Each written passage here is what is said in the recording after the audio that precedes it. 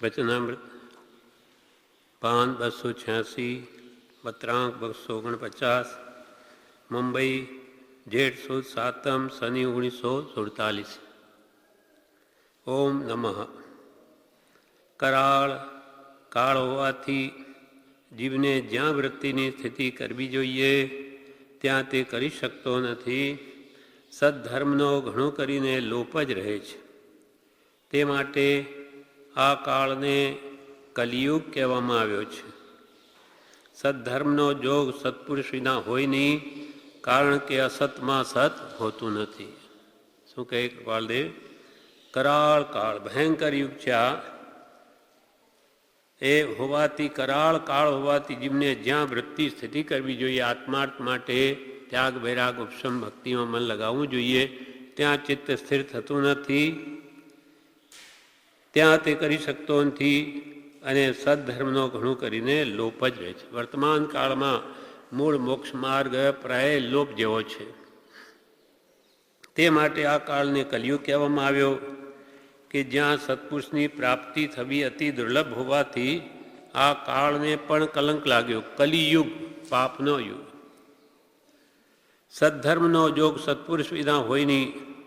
જ્યાં સત્પુરુષ ન હોય તો સદ્ધર્મ ક્યાંથી હોય? ધર્મ તો ધર્માત્મા એવા જ્ઞાની પુરુષના હૃદયમાં છે. જ્યારે જ્ઞાની પુરુષનો જ્યાં દુર્લભપણું થઈ ગયું તો આત્મધર્મની પ્રાપ્તિ ક્યાંથી થઈ શકે?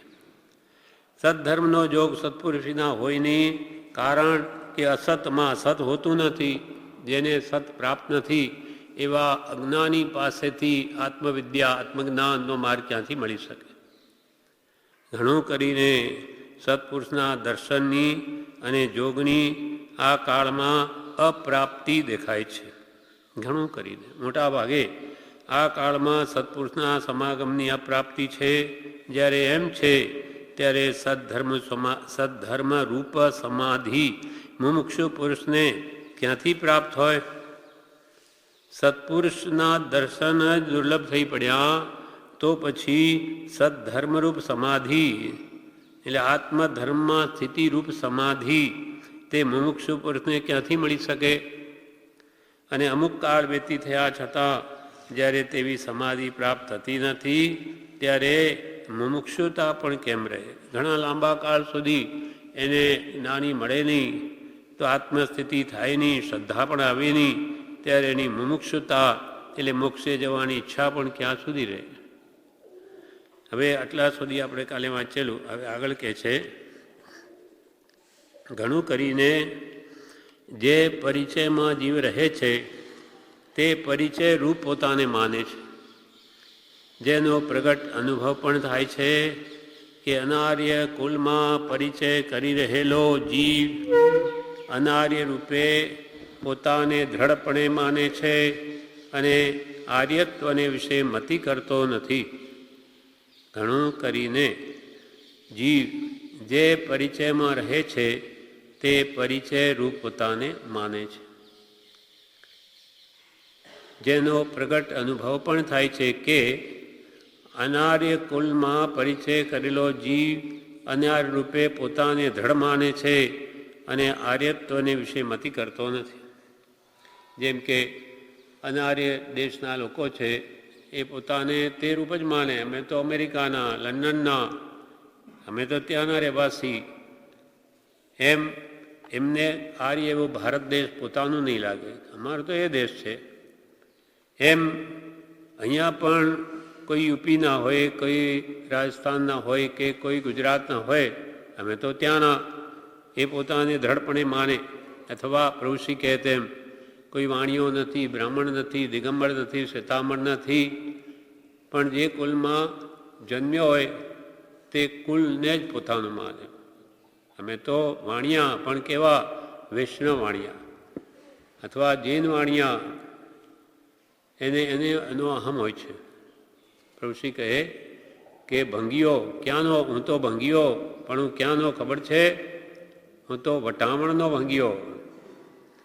એનું એને અહમ છે. એમ જે કુલમાં જે સ્થાનમાં જીવ જન્મે તે રૂપ પોતાને માને છે. એટલે ઘણું કરીને જે પરિચયમાં જીવ રહે તે રૂપ તે પોતાને માને છે.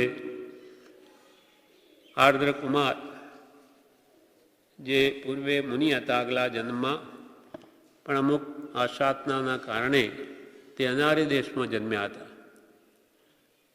અને તે દેશના રાજા અને અહીંયાના સૈનિક રાજા વચ્ચે મિત્રતા હતી.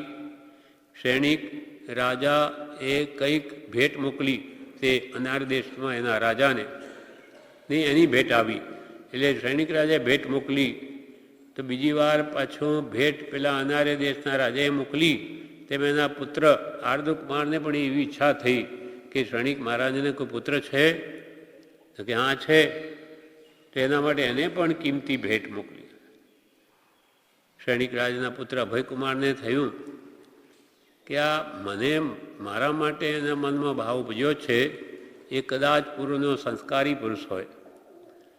એટલે એના માટે એણે શું ભેટ મોકલી? પંચધાતુની પ્રતિમા, જે આપણે અહીંયા તીગડા મૂકે છે એવી એક પ્રતિમા બોક્સમાં ઘાલીને મૂકી અને આવનાર દૂતને એમ કહ્યું કે જ્યારે એકાંતમાં એનો પુત્ર હોય ત્યારે આપજો, ત્યાં ખોલવાનું કહ્યું છે. પછી એણે આ રીતે પેલી આપીને એકાંતમાં એ જુએ છે કે આ આભૂષણ સોના જેવું લાગે, આ ક્યાં પહેરવાનું હોય? અહીંયા હાથે અડાડે, છાતી અડાડે, કંઈ મેળ બેસે નહીં. આ કંઈ બેસતું નથી, આ એને ક્યાં પહેરવાનું? પછી એને એવું થયું કે આ સામે તાકામાં મૂકી જવું. તાકામાં મૂક્યું કે એકદમ એને લાગ્યું કે બહુ અહીંયા શોભે છે આ તો. અને આ તો મેં કંઈ જોયું છે, આ તો મેં કંઈ જોયું છે એમ કરતાં કરતાં વિચારતા જાતિ સ્મરણાન થઈ ગયું. અને પૂર્વમાં તો મુનિ હતો, હું ક્યાં અહીંયા આવી ગયો જ્યાં ધર્મનું નામ નિશાન નથી. એટલે એને થયું કે હવે તો આ આર્ય દેશમાં જાઉં. કહ્યું પિતાને કે મારે તો ત્યાં જવું છે. તો કે નહીં, એકાએક પુત્ર છે ત્યાં ક્યાં જતો રહે? તો કે નહીં જવાનું. એને જોયું કે હવે આ આવી રીતે મને જવા દેશે નહીં. એટલે શું કર્યું? પોતે ક્રીડા કરવા 5 કિલોમીટર દૂર જાય તો એ સૈનિકો સાથે મૂક્યા કે આ ભાગી જશે. અત્યંત ઈચ્છા દર્શાવી. પછી ધીમે ધીમે 5 માઇલ, પછી 10 માઇલ જાય, પાછો આવી જાય, 15 માઇલ જાય, પાછો આવી જાય. સૈનિકોને એક ઠેકાણે બેસાડે, આગળ જઈ આવે. એમ કરતાં કરતાં જ્યારે ઘણા સમય પાછો આવે, જોયું કે હવે સૈનિકો કંઈ એ વિશ્વાસમાં જ રહેશે કે પાછો આવશે.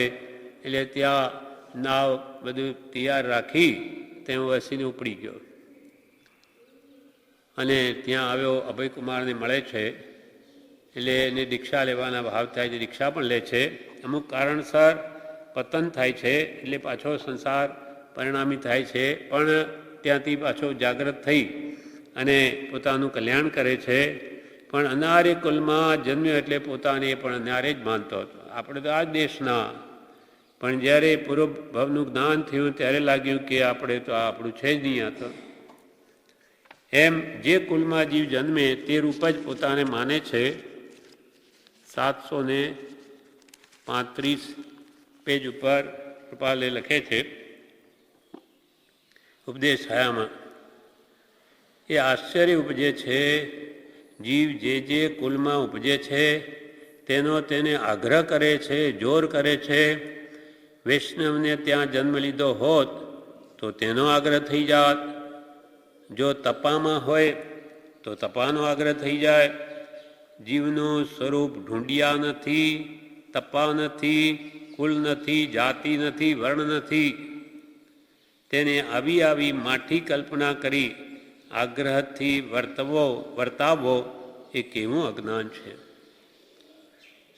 જીવને લોકોને સારું દેખાડવાનું જ બહુ ગમે છે. તેથી જે વૈરાગ્યોપશમના માર્ગથી રોકાઈ જાય છે.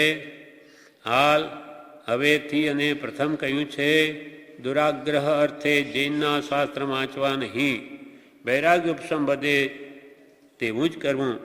એમાં માગધી ગાથાઓમાં ક્યાંય એવી વાત છે કે આને ઢૂંઢીઓ કે આને તપો માનવો, એવી વ્યાખ્યા તેમાં હોતી જ નથી. કોઈ ઢૂંઢ્યો નથી, કોઈ તપો નથી, બધા આત્મા છે. પણ જીવ તો જે કુલમાં જને તે રૂપ જ પોતાને માને છે.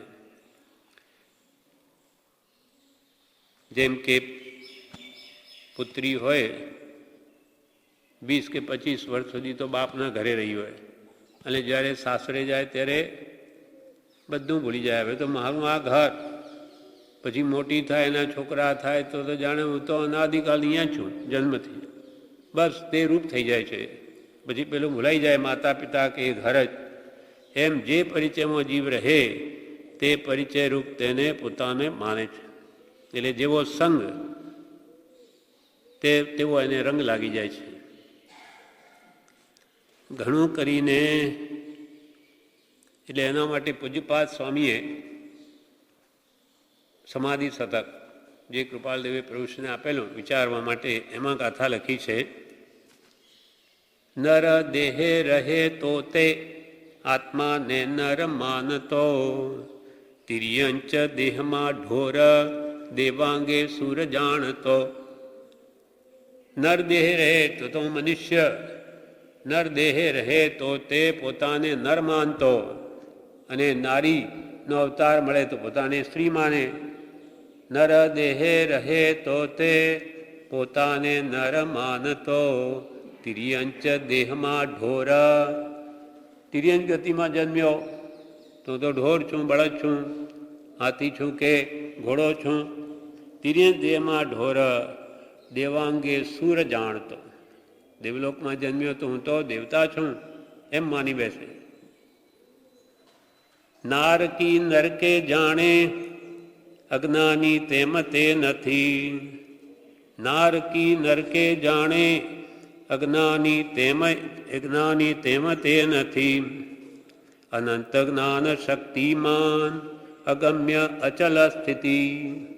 નારકીમાં જન્મ્યો તો નારકી, દેવમાં જન્મ દેવ, મનુષ્યમાં જન્મ મનુષ્ય, તિર્યંચ. જ્યાં જ્યાં જન્મે તે રૂપે પોતાને માને છે. જ્યારે જ્ઞાની પુરુષો કહે છે તું તો અનંત શક્તિમાન છો, અનંત દાન દર્શન સુખબીરીનો સ્વામી છો, તું કઈ આ હાથી ઘોડા કે મનુષ્ય કે દેવ કે નારકી નથી. અનંત જ્ઞાન શક્તિમાન અગમ્ય અચલ સ્થિતિ. તારી સ્થિતિ તો અગમ્ય છે, અચળ છે, સ્થિર છે સ્વભાવ, જ્ઞાન દર્શનમય. એવી તારી સ્થિતિ છે જ્ઞાન દર્શનમય. પણ આ જીવ બધું ભૂલી ગયો છે. અનાદિથી એ પરને પોતા રૂપ માને છે. જેમ કે આ દેહ, આ શરીર અહીંયા આવીને મળ્યું, બસ હવે હું આ દેહ રૂપ જ છું, આ જ હું, એવું એને દ્રઢત્વ થઈ જાય છે. કેમ કે સંગ જેવો રંગ લાગે છે. જેવા પરિચયમાં તે રૂપ પોતાને માને. ઘણું કરીને જીવ જે પરિચયમાં રહે તે પરિચય રૂપ પોતાને માને છે, જેનો પ્રગટ અનુભવ પણ થાય છે. જેનો આપણને બધાને પ્રગટ અનુભવ પણ થાય છે કે અનારી કુલમાં પરિચય કરી રહેલો જીવ અનાર રૂપે પોતાને ધડ માને છે અને આર્યત્વને વિશે મતિ કરતો નથી. અનાર્યને કોઈ કહ્યું હોય કે તું તો આર્ય છું, તો કે હું આર્ય, હું તો એ દેશનો, હું અહીંયાનો છું જ નહીં. આપણને કહ્યું કે તમે અમેરિકાના છો તો આપણે માનીએ? નહીં, અમે છે નહીં, અમે તો ભારતના દેશના છીએ. કેમ કે અહીંયા જન્મ્યા એટલે જાણે એ જ આપણું. અને અનાદિ કાલના અનંત વાર સર્વ ઠેકાણા જી આવે છે. કોઈ સ્થાન એને નથી જન્મ્યું એવું છે જ નહીં. આના કારણથી કૃપાલદેવ શું કહે છે? માટે મોટા પુરુષોએ અને તેને લઈને અમે એવો દ્રઢ નિશ્ચય કર્યો છે કે જીવને સત્સંગ એ જ મોક્ષનું પરમ સાધન છે. મોટા પુરુષોએ, પૂર્વે જ્ઞાની પુરુષોએ, તીર્થંકરોએ કે ગણધરોએ કે જે કંઈ અનંતા પુરુષો થઈ ગયા મહાત્મા, માટે મોટા પુરુષોએ અને તેને લઈને અમે જે એમણે કહ્યું તે એમને માન્ય છે, તેને લઈને અમે એવો દ્રઢ નિશ્ચય કર્યો છે કે જીવને સત્સંગ એ જ મોક્ષનું પરમ સાધન. સત્સંગમાં જીવ રહે તો તે રૂપ થઈ જાય એવો પ્રભાવ છે સત્સંગ. સંગ જેવો રંગ લાગે જ. ખોટાનો સંગ લાગે તો સારાનો કેમ નહીં લાગે? વારંવાર એનું એ સાંભળ કરે તો એને એક દિવસ એવો આવે કે બેસી જાય. પ્રભુ શ્રી શું કે પ્રભુ પડ્યો રહે સત્સંગમાં અને સાંભળ કર તો કોઈ દિવસ થઈ જશે. એને આત્માની શ્રદ્ધા પણ થઈ જશે. એના વિશે કૃપાલદેવ 422 પાન ઉપર જણાવે છે.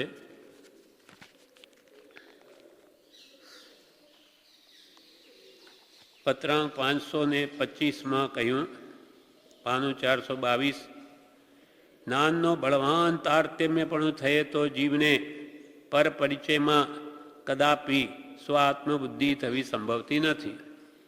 જ્ઞાનનું બળવાન તારતમ્ય એટલે ક્ષાયક સમ્યક દર્શન. મિથ્યાત્વના દળિયા સંપૂર્ણ નાશ પામી ગયા હોય એવું જ્ઞાનનું બળવાન તારતમ્ય પણ થયે તો જીવને પર પરિચયમાં કદાપી સ્વાત્મબુદ્ધિ થવી સંભવતી નથી. ક્ષાયક સમ્યક દર્શને ગમે ત્યાં જાય એને કદી પણ પર પરિચય ગમે એટલો થાય એને તેમાં સ્વાત્મબુદ્ધિ થાય જ નહીં. કેમ? તો કે મિથ્યાત્વના નિષેકો જ નથી. સંપૂર્ણ નાશ પામી ગયા મિથ્યાત્વના દરિયા, અને તેની નિવૃત્તિ થયે પણ એટલે પર પરિચયની નિવૃત્તિ થયે પણ જ્ઞાન બળે તે એકાંતપણે વિહાર કરવા યોગ્ય છે. એટલે સાહેબ સમ્યક દ્રષ્ટિ એકલા વિહાર કરે, જીનકલ્પી વિહાર, પણ તેથી જેની ઓછી દશા એકાંત અને જ્ઞાન બળે તે એકાંતપણે વિહાર કરવા યોગ્ય છે.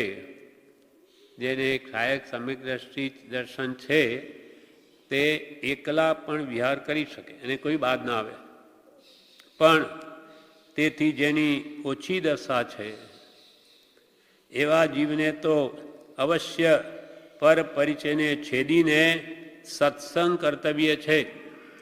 પણ જેની દશા જ્ઞાનની તારતમ્યવાળી થઈ નથી તેવા જીવે શું કરવું? આપણા જેવાય તો પર પરિચયને છેદીને, પર પરિચય ઓછો કરીને, ઘટાડીને, મટાડીને સત્સંગ કર્તવ્ય છે.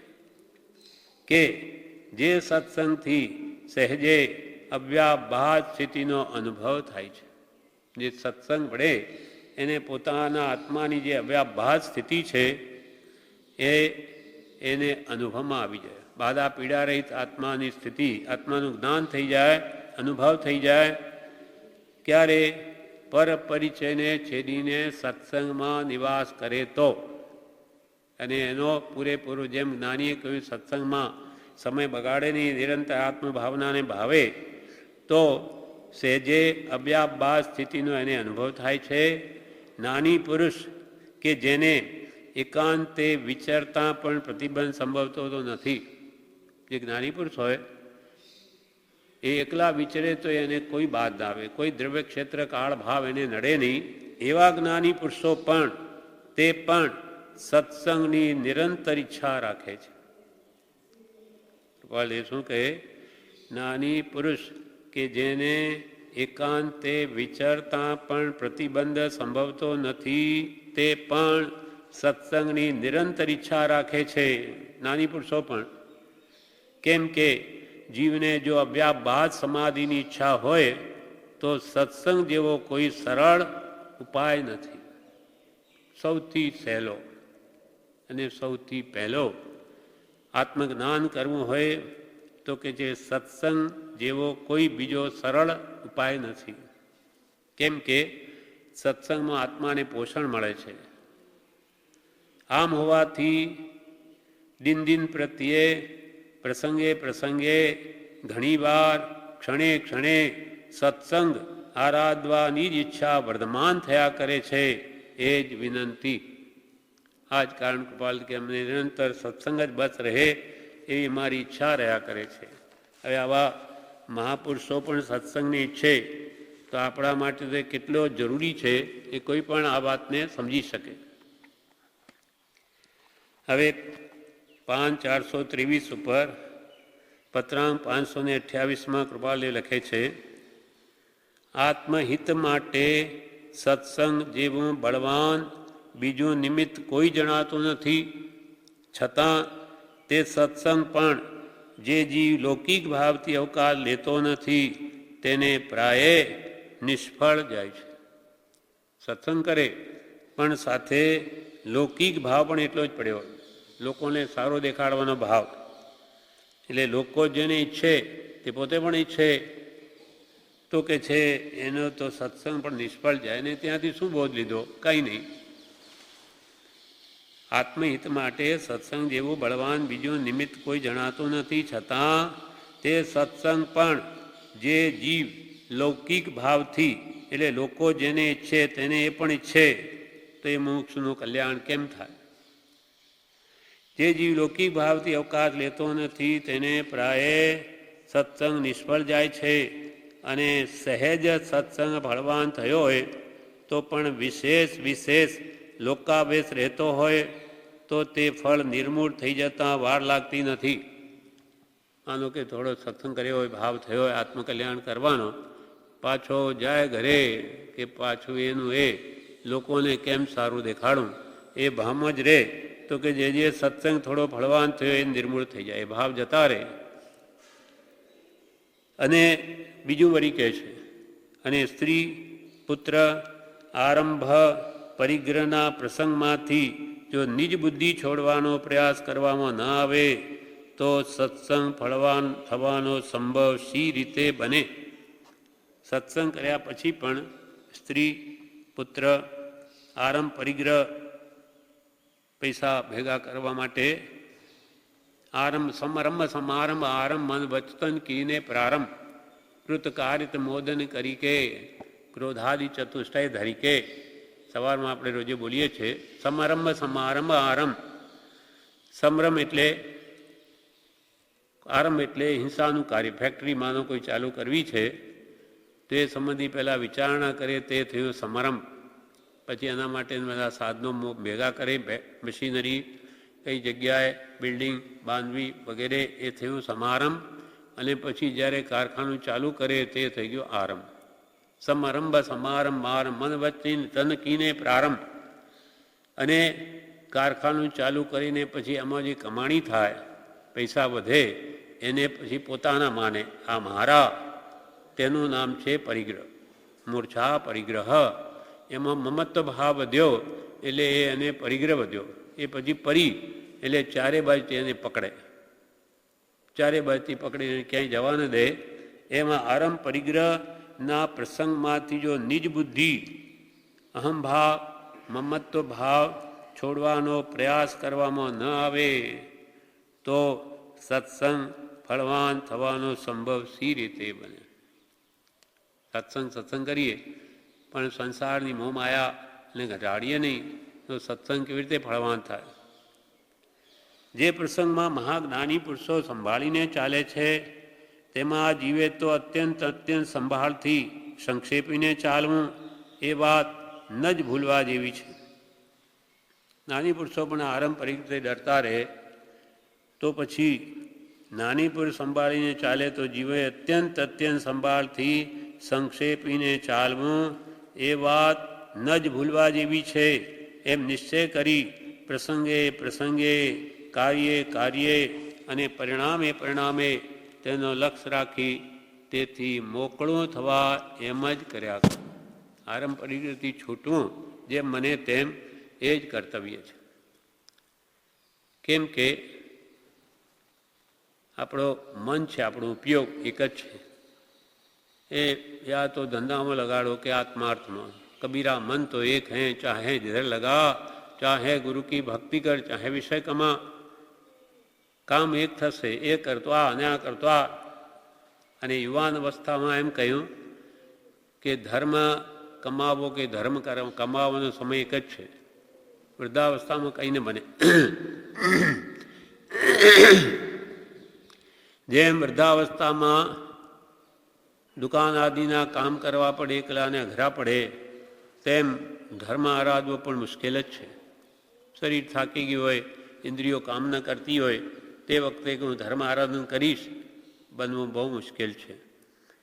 એ પણ યુવા વયમાં એને આ તરફ વલણ કર્યું હોય, આ સંસ્કારો દ્રઢ કર્યા હોય તો જ એ વૃદ્ધાવસ્થામાં પણ એ ભાવ ટકી શકે છે. એટલે કે છે એ પ્રત્યેની જો અભાવ ન કરે તો સત્સંગ કેવી રીતે ફળવાન થાય? નિવૃત્તિ ઉપર તો જ્ઞાનીએ ઘણો ભાર મૂક્યો છે. નિવૃત્તિ વિના આત્મસાધન થઈ શકે નહીં.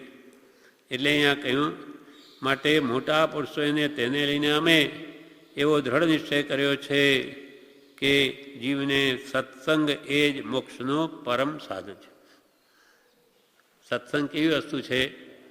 પહેલાં તો આરંભ પરિગ્રહ છૂટે, ઓછો થાય તો સત્સંગ થાય. અને સત્સંગમાં જેને કલ્યાણ ન કરવું હોય તેને પણ કરવાના ભાવ થઈ જાય. એક સંબળ અને કંબળ નામના બે દેવ હતા. એ દેવ કેવી રીતે થયા? પૂર્વમાં બળદ હતા, બે બળદ. એક ખેડૂતને શેઠે મદદ કરી, કંઈ એને જરૂર પડી ત્યારે પૈસાની મદદ કરી. એટલે ખેડૂત પણ ભલો માણસ કે આને મને એટલો શેઠે મને કેવું કામ કરી આપ્યું, મારું કામ કાઢ્યું. એટલે બે સુંદર બળદની જોડી એમને ત્યાં જઈને મૂકી આવ્યો. શેઠ કે મારે નહીં, ના રાખો, તમે મારો ઉપકાર કર્યો એમ કરીને ત્યાં મૂકી દીધા.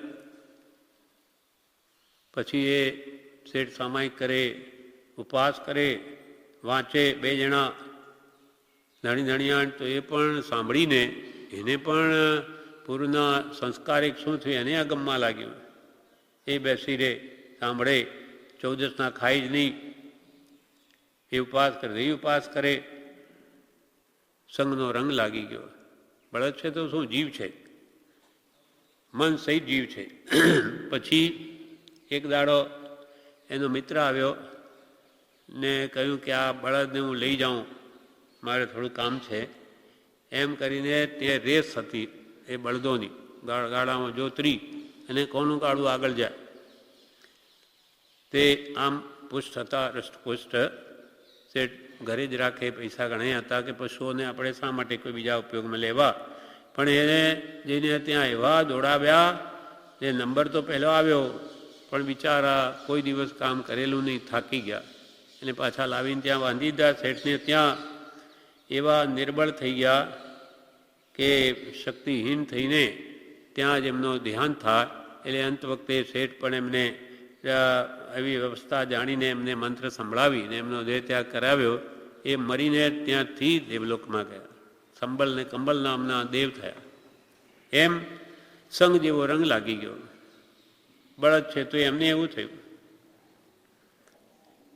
વળી કૃપાલદેવ પત્રાંગ પાન 329 પર કે છે,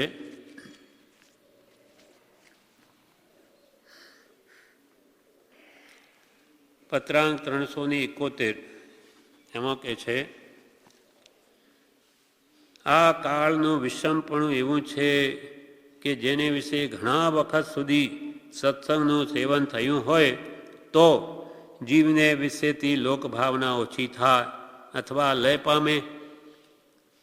આપણી જે લોકોને સારું દેખાડવાની ઈચ્છા કે લોકો જેમ ઈચ્છે તેમ આપણે કરવું, લોકોમાં સારું દેખાડીએ એવી જે ઈચ્છા આપણી છે તે કે છે ઘણા કાળના બોધે નીકળે એવી છે, એકદમ જાય એવી નથી. આ કાળનું વિષમપણું એવું છે કે જેને વિશે ઘણા વખત સુધી સત્સંગનું સેવન થયું હોય તો જીવને વિશેથી લોકભાવના ઓછી થાય. ઘણા કાળ સુધી સત્સંગ કર્યો હોય તો જ એવી લોકભાવના ઘટે અથવા લય પામે. લોકભાવનાના આવરણને લીધે પરમાર્થ ભાવના પ્રત્યે જીવને ઉલ્લાસ પરિણતિ થાય નહીં. લોકોને સારું દેખાડવાની જ્યાં સુધી અંતરમાં ભાવના છે, જગતને રૂડું દેખાડવાની, ત્યાં સુધી આત્મા ભાવના પ્રત્યેના પરિણામ ઉલ્લાસિત નહીં થાય, ઉમળકો નહીં આવે. લોક ભાવનાના આવરણને લીધે પરમાર્થ ભાવના એટલે આત્મ ભાવના પ્રત્યે જીવને ઉલ્લાસ પરિણતિ થાય નહીં. અને ત્યાં સુધી લોક સહવાસ તે ભવરૂપ હોય છે. અહીંયા પરમાર્થ ભાવની હોય, લોકોનો સહવાસ એને માટે સંસાર વધારનાર જ હોય છે. સત્સંગનું સેવન જે નિરંતર ઈચ્છે છે એવા મુમુક્ષુ જીવને જ્યાં સુધી તે જોગનો વિરહ રહે ત્યાં સુધી દ્રઢ ભાવે તે ભાવના ઈચ્છી પ્રત્યેક કાર્ય કરતાં વિચારતી વર્તી પોતાને વિશે લઘુપણું માન્ય કરી પોતાના જોવામાં આવે તે દોષ પ્રત્યે નિવૃત્તિ ઈચ્છી સરળપણે વર્ત્યા કરવો અને જે કાર્ય કરી તે ભાવને ઉન્નતિ થાય એવી જ્ઞાન વાર્તા કે જ્ઞાન લેખ કે ગ્રંથનું કંઈ કંઈ વિચારવું રાખવું તે યોગ્ય છે. સત્સંગનું સેવન જે નિરંતર ઈચ્છે છે કે મારે નિરંતર સત્સંગ જ કરવો છે એમ ઈચ્છે એવા મુમુક્ષુને ઈચ્છે પણ તે થાય નહીં, એવા કર્મના ઉદય નહીં હોય તો સત્સંગનો વિરહ રહે તો શું કરવું? તો કે સત્સંગ ન હોય તો સત્સંગમાં જવાની દૃઢ ભાવના રાખવી હંમેશા, અને ત્યાં લઘુત્વ ભાવે એટલે હું કંઈ જાણતો નથી એમ માની અને પોતાના દોષ જોવા અને સરળપણે વર્તવું, અને જેથી સત્સંગની ભાવના વિશેષ ઉન્નતિ થાય તેવી જ્ઞાન વાર્તા કરવી. ત્યાં રહ્યા પણ કે જ્ઞાન લેખ કે ગ્રંથનો કોઈ પણ નાની પુરુષના વચનો વાંચવું વિચારવું કરવું તે જ યોગ્ય છે. નિરંતર સત્સંગ ન હોય તો સત્શાસ્ત્રના વડે આપણા ભાવો જાગ્રત રાખવા જ્યાં હોઈએ ત્યાં. કેમ કે સત્સંગથી પ્રાપ્ત થયેલા બોધને જીવ અનુસરે નહીં તો કોઈ દિવસે પણ જીવનું કલ્યાણ થાય નહીં. મોટા પુરુષોએ અને તેને લઈને અમે એવો દૃઢ નિશ્ચય કર્યો છે કે જીવને સત્સંગ એ મોક્ષનું પરમ સાધન છે. પોતાની સન્માર્ગની વિશે યોગ્યતા જેવી છે તેવી યોગ્યતા ધરાવનારા પુરુષોનો સંગ તે સત્સંગ કયો છે. આપણી જેવી યોગ્યતા છે, આપણા સમાન જે જીવોને છૂટવાની કામના છે બીજા જીવોને, તેની સાથેનો જે સમાગમ છે તેને સત્સંગ કહેવામાં આવે છે. પછી તે 50 હોય કે 500 હોય કે 1000 હોય, બધાની એક જ ભાવના હોય, લક્ષ્ય હોય તો તેને સત્સંગ કહ્યો છે. અહીંયા હવે માનો કે પરિસરમાં 2000-2500 જણા હોય તો પણ એને એકાંત કહી, કેમ કે બધાનું એક જ લક્ષ્ય છે છૂટવાનો, એટલે એને એકાંત એ સત્સંગ જ છે. પોતાની સન્માર્ગની વિશે યોગ્યતા જેવી છે તેવી યોગ્યતા ધરાવનારા પુરુષોનો સંગ તે સત્સંગ કયો છે, અને મોટા પુરુષના સંગમાં નિવાસ છે તેને અમે પરમ સત્સંગ કહીએ છીએ. મોટા પુરુષો, નાની પુરુષોની પ્રત્યક્ષ હાજરી હોય અને એનો સમાગમ હોય તો એને તો અમે પરમ સત્સંગ કહીએ છીએ. મોટા પુરુષના સંગમાં નિવાસ છે તેને અમે પરમ સત્સંગ કહીએ છીએ. કારણ એના જેવું કોઈ હિતસ્વી સાધન આ જગતમાં અમે જોયું નથી અને સાંભળ્યું નથી. નાની પુરુષના સમાગમ જેવું કોઈ આત્માને કલ્યાણકારક બીજું સાધન આ જગતમાં અમે જોયું નથી અને સાંભળ્યું પણ નથી. કારણ પ્રત્યેક જોગની શા માટે બલિયારી તે કહે છે. પૂર્વે થઈ ગયેલા મોટા પુરુષનું ચિંતન કલ્યાણકારક છે, તથાપિ સ્વરૂપ સ્થિતિનું કારણ હોઈ શકતું નથી. કારણ કે જીવે શું કરવું તે તેવા કારણથી નથી સમજાતું. પૂર્વે થઈ ગયેલા મોટા પુરુષોનું ચિંતન કલ્યાણકારક. પૂર્વે અનેક તીર્થંકર ભગવાનો થઈ ગયા, ગણધરો, નાની પુરુષો હજારો થઈ ગયા પૂર્વે. હવે એમને આપણે યાદ કરીએ તો કે છે સારું છે, આત્માને ઉન્નતિકારક છે, પણ પ્રત્યક્ષ પુરુષ જો હોય એ એના કરતાં વિશેષ ઉપયોગી છે. પૂર્વે થઈ ગયેલા મોટા પુરુષનું ચિંતન કલ્યાણકારક છે.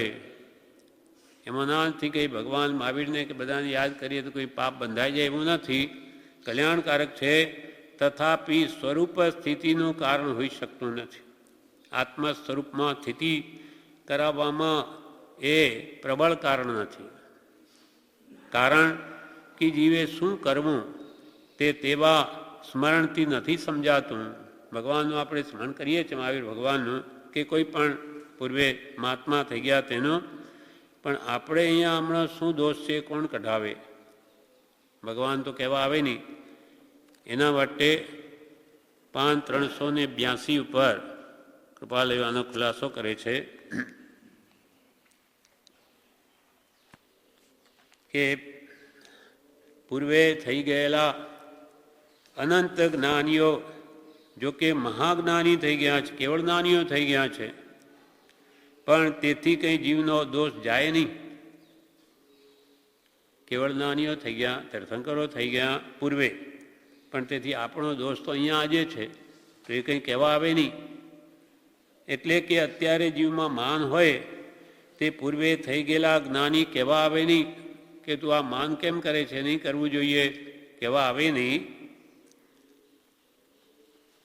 પરંતુ હાલ જે પ્રત્યક્ષ જ્ઞાની બિરાજમાન હોય તે જ દોષને જણાવી કઢાવી શકે. વર્તમાનમાં જે હાજર જ્ઞાની હોય તે જ આપણા દોષને જણાવીને કઢાવી શકે. જેમ દૂરના ક્ષીર સમુદ્રથી અત્રેના તૃષાતુરની તૃષા છીપે નહીં, પણ એક મીઠા પાણીનો કળશો અત્રે હોય તો તેથી તૃષા છીપે. આપણે આ તરસ લાગી હોય, મળતા હોઈએ કે પાણી લાવો, તો કોઈ કહે કે જાઓ ને ત્યાં દૂધનો સમુદ્ર છે આખો, ખૂબ પીઓ. ક્યાં છે? એ તો કે ઘણો દૂર છે. હું ત્યાં કેવી રીતે જાઉં? મને તો અહીંયા મરી રહ્યો છું અને કોઈ મીઠા પાણીનો લાવીને કળશો આપે તો આપણી તૃષા છીપે. એ ભલે ને દૂધનો સમુદ્ર છે, પણ મારે શું કામનો? તે ભગવાન મોટા, ઘણા જ મોટા, એનો કોઈ ના નહીં, પણ મારા દોષ કોણ કઢાવે? એટલે કે અત્યારે જેવો માન હોય તો પૂર્વે થઈ ગયેલા જ્ઞાની કહેવા આવે નહીં, પણ હાલ જે પ્રત્યક્ષ જ્ઞાની બિરાજમાન હોય, જેમ કે કૃપાલદેવ 100 વર્ષ પહેલાં થયા, તો આપણા આ કાળના જીવોના કેવા દોષ છે, કેવી સ્થિતિ છે, કેવા ભાવ છે, એમને શું નડે છે, એ વર્તમાન જ્ઞાની આપણને જણાવી શકે. એટલે કહ્યું કે પ્રત્યક્ષ સદગુરુ સમ નહીં, પરોક્ષ જીન ઉપકાર. જીનેશ્વર ભગવાન મહાન છે, મોટા જ છે, પણ પ્રત્યક્ષ સદગુરુ સમાન એનો ઉપકાર નથી. ઉપકારની દૃષ્ટિએ ભગવાન પરમ કૃપાળુ, ઉપકારની દૃષ્ટિએ આપણા માટે પરમ કૃપાળુ દેવ, અને ગુણોની દૃષ્ટિએ ભગવાન તીર્થંકરો એ સૌથી મોટા છે. પણ ઉપકારની દૃષ્ટિએ નવકારમાં પણ પહેલાં નમોરી અંતાણ, પછી નમો સિદ્ધાણમ, કેમ કે અર્યંત ભગવંત મારો ઉપકાર કરે છે. એ તો ભગવાન મોટા છે અર્યંત કરતાંય, પણ એ તો મોક્ષમાં બિરાજમાન છે. મને કંઈ ઉપકારના કારણ થતા નથી, પણ મોટા એ મોટા જ છે. એમને કંઈ બીજા નંબરમાં નમો સિદ્ધાણમ મૂકી દીધું તેથી કે નાના થઈ ગયા, એમ નથી. એમ મીઠા પાણીનો અત્રે કળશો હોય તેથી તૃષા છીપે. માટે પ્રત્યક્ષ જ્ઞાનીનો સત્સંગ હોય તો એની બલિહારી છે. પૂર્વે થઈ ગયેલા મોટા પુરુષનું ચિંતન કલ્યાણકારક છે, તથાપિ સ્વરૂપ સ્થિતિનું કારણ થઈ શકતું નથી. આત્મ સ્વરૂપમાં સ્થિતિ થઈ શકે નહીં, કારણ કે જીવે શું કરવું તે તેવા સ્મરણથી નથી સમજાતું. પ્રત્યક્ષ જોગે વગર સમજાવીએ પણ સ્વરૂપ સ્થિતિ થવી સંભવિત માનીએ છે. પ્રત્યેક જ્ઞાનીનો જોગ હોય તો વગર કંઈ બોલે નહીં તો એના મન વચન કાયની ચેષ્ટાથી આપણને બોધ થાય, અને તેથી એમ નિશ્ચય થાય છે કે તે જોગનો અને તે પ્રત્યક્ષ ચિંતનનું ફળ મોક્ષ હોય છે. કારણ કે મૂર્તિમાન મોક્ષ તે સત્પુરુષ છે. મૂર્તિમાન મોક્ષ એ હાજર હોય તો આપણના દોષ કઢાવે, અને એના મન વચન કાયની ભલે બોલે નહીં તોય ચેષ્ટાથી આપણને બોધ થાય. કારણ કે મૂર્તિમાન મોક્ષ તે સત્પુરુષ છે. મોક્ષે ગયા છે એવા અરહંતાદિક પુરુષનું ચિંતન ઘણા કાળે ભાવાનુસાર મોક્ષાદિક ફળદાતા હોય છે. સમ્યક્ત્વ પામ્યા છે એવા જ્ઞાની પુરુષનો નિશ્ચય થયે અને યોગ્યતાના કારણે જીવ સમ્યક્ત્વ પામે છે. મોક્ષે ગયા છે. હરિયંત ભગવાનનો બધાવે તીર્થંકરો મોક્ષમાં બિરાજમાન છે, પણ એમનું ચિંતન આપણે ભાવને આધારે મોક્ષ કે ઉત્તમ ગતિનું જરૂર કારણ થાય, પણ સમ્યક પામ્યા ભલે એમના કરતોય ખાલી આત્મજ્ઞાન પામ્યા છે એવા જ્ઞાની પુરુષનો નિશ્ચય થયે, દ્રઢ શ્રદ્ધા થયે અને આપણી જેટલી યોગ્યતા હોય તો આ ભવમાં પણ જ્ઞાની પુરુષ દ્વારા સમ્યક દર્શનની પ્રાપ્તિ થઈ શકે છે. જ્યારે ભગવાન તીર્થંકરો અહીંયા આજે કહેવા આવે નહીં. આપણા દોષો જોઈને જેમ 7 વ્યસનનો ત્યાગ એ રૂપ ચરી આપણને પાળવા કહ્યું છે આજકાલના જીવોને માટે, અને રોગ આપણો આત્મભ્રાંતિ છે અને તે કાઢવા માટે 3 પાઠરૂપ દવા આપી છે. તે દવાથી દોષો કાઢીએ પોતાનું સહજ આત્મ સ્વરૂપ પ્રગટ થાય છે. આ વર્તમાન જીવોને માટે આ ઉપાય જ્ઞાનીએ બતાવ્યો. આ પ્રમાણે આ પત્ર પૂરો થયો. એનું વિવેચન છે જે આપણે આવતીકાલે